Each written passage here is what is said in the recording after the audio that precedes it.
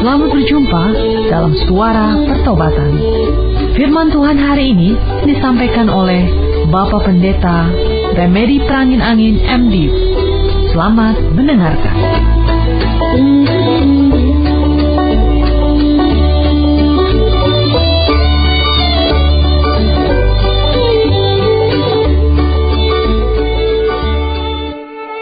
Tuhan Yesus, terima kasih Engkau sudah mempersatukan kami kembali dalam persekutuan lewat udara. Ada banyak hal dalam kehidupan kami, ada banyak perkara dalam kehidupan masyarakat kami yang membuat kami bertanya apa yang sedang terjadi. Tampaknya banyak orang yang kehilangan arah. Itu sebabnya kami rindu pada hari ini kami mendapat pencerahan bagaimana sikap kami dalam perubahan besar yang terjadi di tengah-tengah masyarakat, di tengah-tengah dunia ini. Apa yang menjadi pegangan kami, apa yang harus kami lakukan. Berbicaralah Engkau, karena kami sudah siap mendengarkan. Dan hamba sangat percaya kehadiran-Mu di ruang di mana kami berada membuat kuasa si iblis tidak berdaya sama sekali. Kami semua dengan penuh perhatian, penuh konsentrasi dapat menikmati firman-Mu dan mendapatkan pencerahan daripadanya. Semua kami diberkati oleh pemberitaan firman-Mu. Terpujilah nama-Mu dari kekal sampai kekal. Haleluya, haleluya, amin. Satu waktu, saya dengan keluarga berjalan-jalan ke sebuah mal yang sudah lama sekali tidak kami kunjungi. Saya terperanjat, mal ini sudah direnovasi. Lantainya seperti marmer, kamar mandinya direnovasi, semuanya seperti hotel bintang 5. Banyak restoran, toko, kafe kelas atas ada di sini. Di satu kafe, kami masuk dan saya minum kopi tiam. Harganya Rp21.000. Tidak lama sebelumnya, saya pergi ke Singapura dan minum kopi tiam di sebuah kafe yang populer. Harganya hanya Rp14.000. Maka saya kemudian melihat perkara mal Jakarta tidak ketinggalan dengan Singapura ataupun kota-kota besar lainnya di seluruh dunia. Tetapi kopi tiam Rp21.000 di Jakarta, Rp14.000 di Singapura. Sedangkan penghasilan rata-rata masyarakat Singapura 5-10 kali lipat dari penghasilan kita di Indonesia. Di sebuah pasar di pinggiran kota Jakarta, di mana saya melayani, mendapat uang Rp50.000 saja adalah perjuangan dari pagi sampai sore hari. Sulit juga hidup di Jakarta. Kota Jakarta yang mempertontonkan mal, barang dan jasa dihuni oleh sebagian besar masyarakatnya yang berjuang memeras keringat untuk memenuhi kebutuhan hidupnya sehari-hari.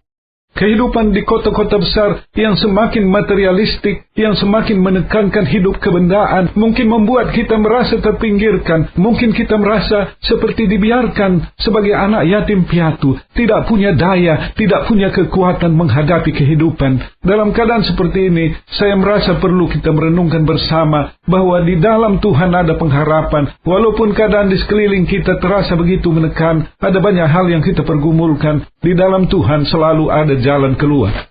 Kita membutuhkan satu referensi yang kokoh. Dan referensi yang kokoh itu adalah hidup bersama dengan Tuhan. Ada amin, saudara.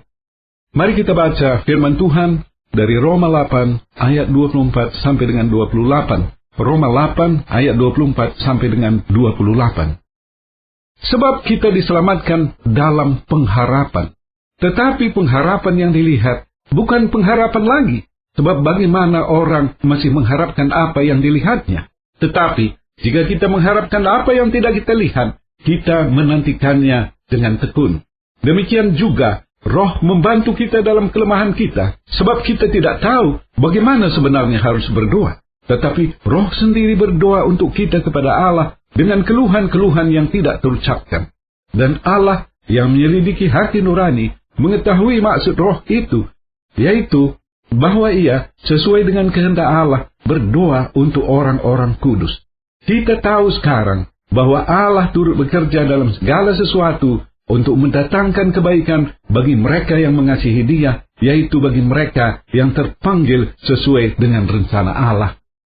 Saudara yang dikasihi Yesus Kristus, dua ayat permulaan, ayat 24 dan ayat 25, berbicara tentang pengharapan. Dua ayat berikutnya, ayat 26 dan 27 berbicara tentang doa. Dan dalam ayat terakhir, ayat 28, Tuhan menjanjikan segala sesuatunya untuk kebaikan kita. Jadi berdasarkan rambu-rambu firman Tuhan ini, saya mengajak saudara untuk merenungkan tentang pengharapan, tentang doa, dan segala yang baik yang dilakukan Tuhan untuk kita. Pertama, tentang pengharapan. Dalam banyak kesempatan berbicara tentang firman Tuhan, apabila saya menyinggung kata pengharapan, sering saya mengatakan bahwa orang yang hidup tanpa pengharapan akan gampang sekali bunuh diri. Jangan salah saudara, bukan orang yang bergumul, menderita, bergumul karena sakit penyakit, orang yang miskin, orang yang tertekan dalam hidupnya, yang bisa bunuh diri, tidak. Orang yang tampaknya tidak berkekurangan, orang yang punya jabatan dari keluarga yang baik, bisa juga bunuh diri apabila dia tidak punya pengharapan. Itulah yang bisa terjadi dalam masyarakat yang kehilangan arah. Seorang tidak tahu lagi apa yang dia buat. Dia berjalan ke kanan, kok tampaknya juga tidak menyenangkan. Berjalan ke kiri, bukan ini yang kucari. Berjalan ke depan, bukan ini juga. Kebingungan, rasa frustrasi membuat seorang bunuh diri karena orang itu tidak punya pengharapan. Dan saya katakan, orang yang bunuh diri masuk neraka, saudara. Oleh karena itu, jangan coba-coba pikir untuk bunuh diri. Firman Tuhan yang baru kita baca berbicara tentang pengharapan. Bahwa pengharapan itu bukan sesuatu yang dilihat. Pengharapan kita adalah di dalam Tuhan. Tuhan menjanjikan perjalanan kehidupan yang indah. Bukan harta yang memang tidak bisa memberikan sukacita damai sejahtera. Tetapi ada satu kedamaian batiniah. Ada suara hati yang bersorak-sorak memuji Tuhan. Bagaimanapun keadaan kita. Itulah yang dijanjikan oleh Tuhan kepada kita. Janji ini bukan sesuatu yang datang nanti, saudara, bukan. Tetapi di sini dan pada saat ini, sekarang juga Tuhan memberikannya bagi setiap orang yang mau hidup bersama Yesus. Manusia memang hidup dalam tekanan, dalam permasalahan, dalam pergumulan. Mana ada orang yang hidup tanpa ada masalah? Semua orang, semua keluarga, semua masyarakat punya masalah sendiri-sendiri. Tetapi apabila kita hidup di dalam Tuhan, di sana ada kedamaian hati kita. Inilah yang dikatakan oleh pemazmur dalam Mazmur 46 ayat 2. Allah itu bagi kita tempat perlindungan dan kekuatan, sebagai penolong dalam kesesakan sangat terbukti.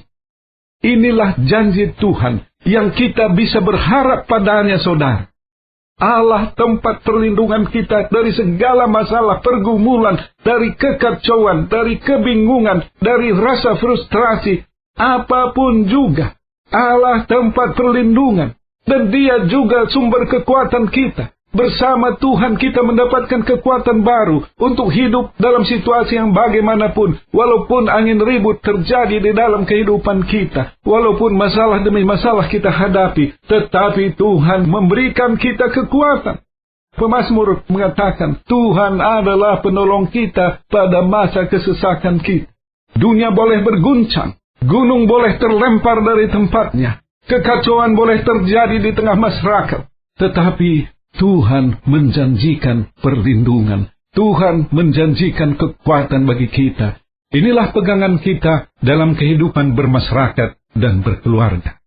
Selanjutnya saya beralih pada pokok tentang doa. Banyak sekali orang Kristen belum menyadari betapa penting arti dari sebuah doa. Doa adalah komunikasi antara seorang Kristen dengan pusat kekuasaan di alam semesta ini. Komunikasi dengan Tuhan, pencipta langit, bumi, dan segenap isi. Perkara besar terjadi, mujizat terjadi, kesembuhan terjadi pada waktu orang percaya mengetuk hati dan mendapatkan belas kasihan dari Tuhan. Saya percaya orang yang sungguh-sungguh hidup bersama dengan Tuhan punya banyak kesaksian tentang doa.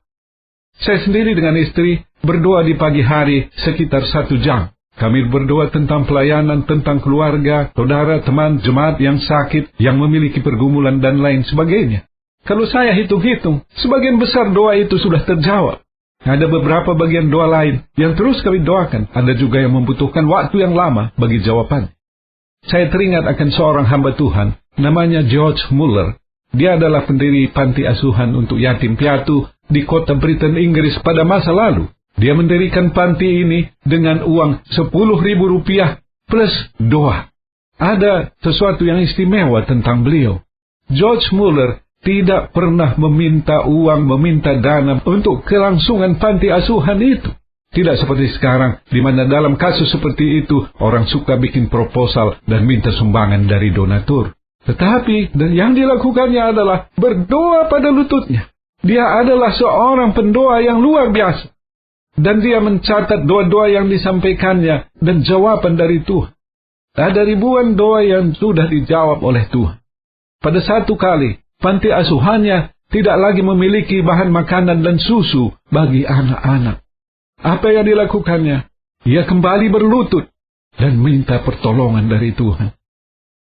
Di tengah pagi buta, ada dering telepon. Seorang pengusaha toko roti berkata, "Pak," katanya, "saya tidak bisa tidur semalaman. Saya seperti digerakkan untuk memberikan roti kepada panti asuhan Bapak. Apakah saya boleh mengirimnya?"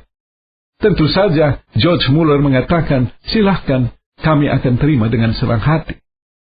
Sesudah matahari terbit pagi hari, ada ketokan di pintu. Ternyata ada satu truk pengangkut susu mengalami kemacetan di dekat pantinya. "Pak, apakah Bapak bersedia mengambil sebagian dari susu yang ada di truk? Karena kalau saya biarkan, nanti akan basi." Kembali George Muller mengatakan, "Terima kasih, kami senang hati menerimanya." Itulah contoh bagaimana George Muller berdoa dan Tuhan menjawab doa. Saya ingat lagi ada sebuah cerita, seorang tentara yang baru dipecat di Amerika. Ia seorang yang suka memberitakan Injil. Saya tidak tahu apakah ia dipecat karena terlalu banyak bicara soal Injil dalam kesatuannya. Meninggalkan asramanya, satu-satunya jalan pulang, ikut menumpang mobil yang lain. Dia angkat tangannya kalau ada mobil yang sedia memberi tumpangan. Ketika sebuah mobil merek Cadillac lewat, mobil yang mewah, mobil yang mahal, mobil itu berhenti. Pengemudinya tampaknya orang yang kaya. Dengan penuh ucapan syukur, tentara ini naik mobil. Dan kemudian mereka berbincang-bincang. Pada waktu tentara ini mau turun di satu tempat, ia mengatakan, "Apakah Bapak mau terima Yesus sebagai Tuhan dan Juru Selamat Bapak?" Pengemudi itu terkejut, memberhentikan mobil. Dan si mantan tentara berpikir, jangan-jangan dia mau menyuruh aku keluar dari mobil itu dengan permintaannya yang lain dari biasa itu. Tetapi tidak, pengusaha itu diam di depan stang setiurnya. Ia menangis dan mengatakan, "Ya, aku terima Yesus sebagai Tuhan dan Juru Selamat." Ia memberikan kartu nama dan berkata, "Kapan-kapan kalau ke Chicago, kunjungi aku di kantor." Waktu berjalan 5 tahun kemudian, mantan tentara ini sudah punya usaha sendiri. Pada satu kali ia berkunjung ke Chicago dan mengunjungi alamat yang ada di kartu nama. Ada tulisan besar, Hanover Incorporated. Nama pengusaha itu adalah Hanover. Kepada satpam dikatakannya, ia mau bertemu dengan Mr. Hanover. Ini kartu namanya. Dan orang itu seperti terkejut. Sesudah menelepon, dia mengatakan, "Bapak dipersilahkan ke ruang direktur utama." Dan ia masuk ke ruang direktur utama. Ia tidak ketemu dengan Bapak Hanover, tetapi sebaliknya, ia bertemu dengan Ibu Hanover, yang ternyata adalah direktur utama dari perusahaan itu. Bertanya, kenapa ia mau ketemu dengan Pak Hanover. Ia bercerita tentang bagaimana ia menumpang dengan Pak Hanover 5 tahun yang lalu. Bapak itu sudah terima Yesus Kristus sebagai Tuhan dan Juru Selamatnya. Dan tiba-tiba Ibu Hanover menangis, dan ia berkata, "Aku tahu, doaku selama ini sudah dijawab oleh Tuhan. Aku sudah berdoa begitu lama agar suamiku diselamatkan. Terima kasih, ia sudah diselamatkan." Ia berkata, Pak Hanover sudah tidak ada lagi. Pada hari ia memberi tumpangan itu, ia mengalami kecelakaan lalu lintas dan tewas. Saudara yang dikasihi Yesus Kristus, seorang yang berdoa bagi keselamatan suaminya yang sudah tewas, ia baru mengetahui suaminya diselamatkan sesudah suaminya 5 tahun meninggal dunia. Ada lagi sebuah kesaksian doa dari sebuah pos penginjilan di Afrika. Ada seorang dokter perempuan yang melayani di sebuah panti yatim piatu, merangkap rumah sakit kecil di sebuah daerah yang agak terpencil di Afrika. Pada satu waktu, ada seorang ibu yang mau melahirkan dan dioperasi di sana. Ia bawa anak kecil berusia 2 tahun. Operasi dilakukan, tetapi sayang, ibu ini meninggal. Anaknya lahir, tetapi prematur. Berarti bayi yang baru lahir ini perlu disediakan pemanas. Kalau tidak, dalam sehari semalam, ia akan bisa meninggal dunia. Masalahnya, termos karet untuk air panas, satu-satunya di tempat itu, sudah rusak. Ibu dokter mengajak anak-anak untuk berdoa. Seorang anak berusia 10 tahun berdoa, Tuhan Yesus, berilah sebuah termos karet untuk bayi yang baru lahir. Dan berikan juga sebuah boneka untuk adik kecil itu. Sang dokter yang berasal dari Inggris ini mengatakan, aku tidak bisa berkata amin kepada doa itu karena terlalu jauh dari jangkauan pikirannya. Kalau tadinya ia ada di kota besar, tentu permintaan seperti itu adalah masuk akal. Tetapi ini mereka berada di daerah yang agak terpencil. Sore hari, ada ketukan di pintu kamar ibu dokter. Ternyata ada bingkisan pos baru datang. Dia cepat keluar. Truk yang membawa bingkisan sudah pergi. Yang tinggal di sana adalah sebuah bungkusan yang agak besar. Bersama anak-anaknya membuka bungkusan itu. Ia mengambil barang-barang yang ada di dalamnya. Ternyata ada sebuah termos karet untuk diisi air panas. Puji Tuhan, puji Tuhan. Anak usia 10 tahun yang tadi berdoa, kemudian mengatakan, kalau Tuhan sudah mengirimkan termos karet, pasti ada boneka. Dia periksa lagi dari berbagai barang yang lain. Ternyata ada sebuah boneka untuk anak kecil. Luar biasa, saudara. 2 anak usia 10 tahun yang sungguh-sungguh kepada Tuhan, dijawab oleh Tuhan dengan cara luar biasa.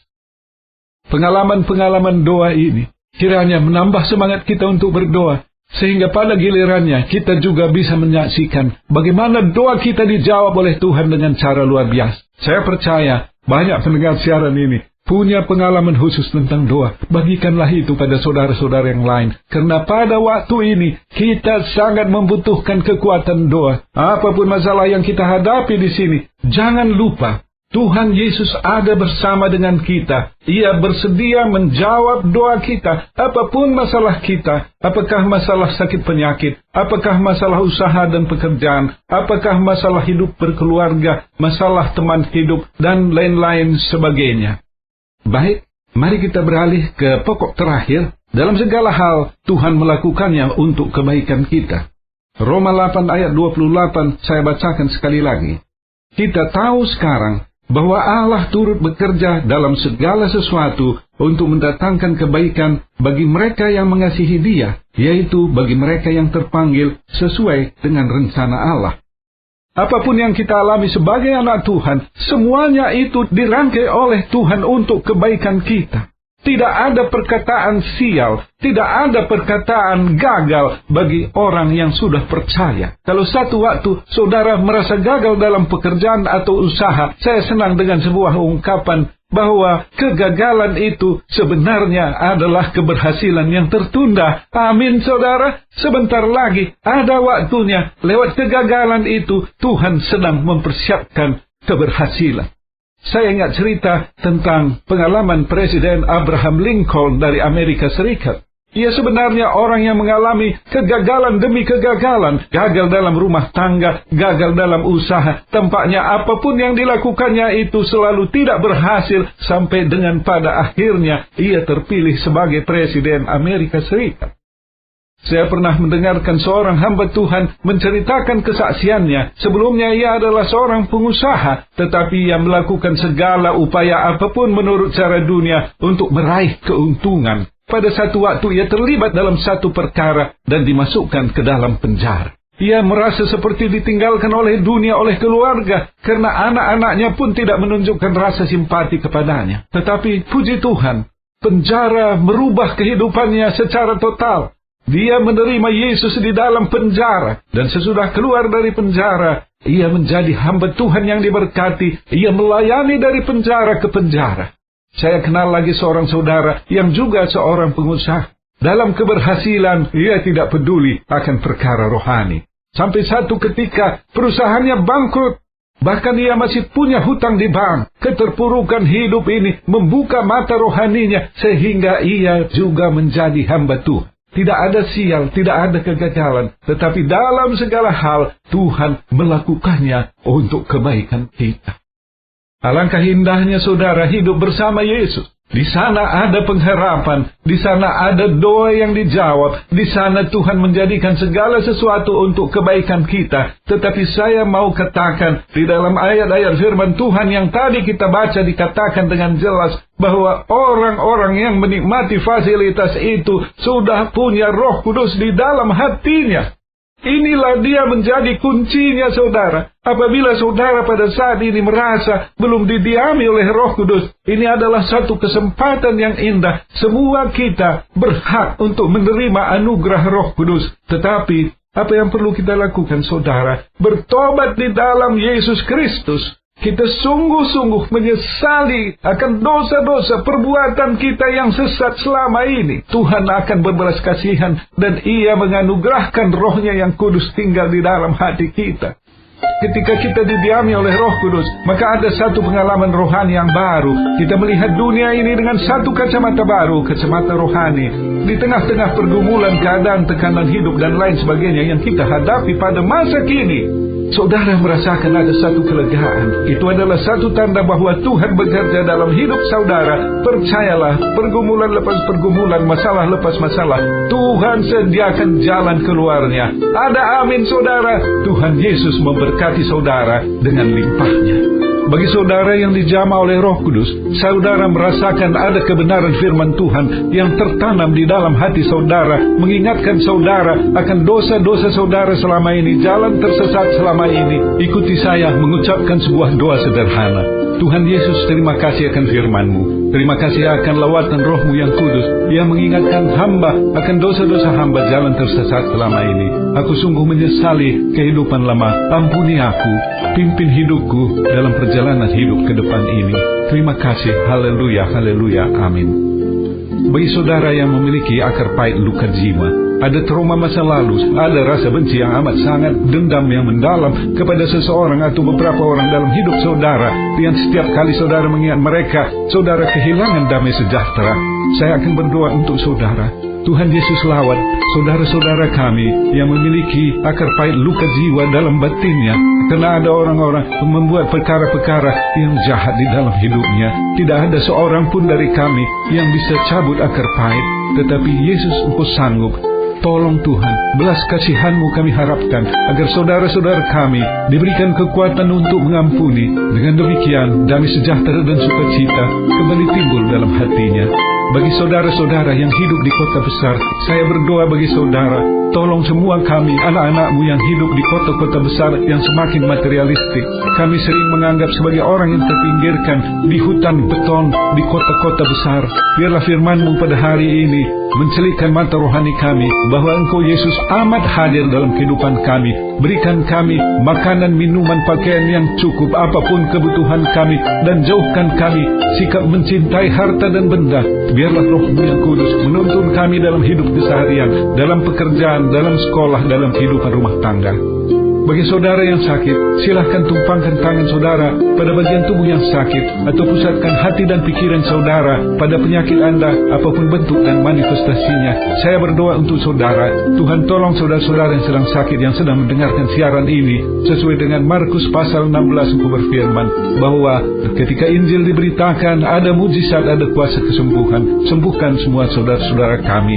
Pada akhirnya hamba berdoa untuk semua pendengar siaran ini. Berkati mereka dalam rumah tangga, usaha dan pekerjaan, dalam hidup keseharian mereka, sehingga kami sama-sama merasakan betapa besar berkat yang Engkau berikan kepada kami.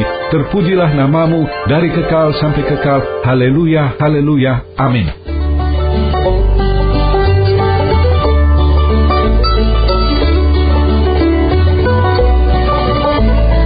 Kita sudah mendengarkan firman Tuhan yang disampaikan oleh Bapak Pendeta Remedi Prangin Angin MD.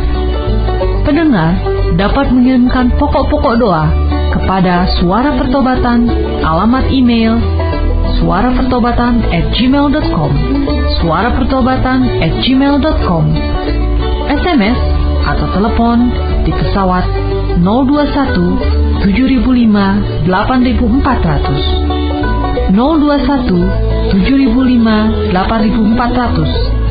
Sampai jumpa pekan depan pada hari dan jam yang sama.